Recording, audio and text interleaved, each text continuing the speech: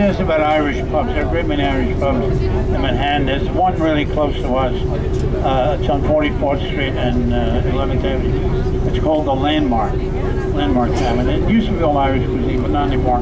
But you go to the international menu now. And I like the Landmark because you get light things. Like they have great hamburgers, bangers and mash, and shepherd's pie, things like that. Good line of beers too. That's on 46th Street and 11th Avenue. Now, going back to going from eating food to waste disposal, look over your left shoulder.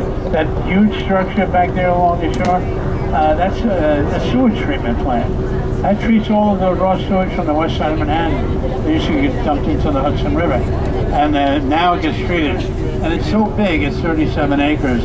They put a state park on top of it, the Riverbank State Park.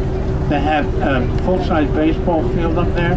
They have an Olympic-sized swimming pool, 8 basketball courts, 6 tennis courts. They have a carousel. It's really a very successful state park.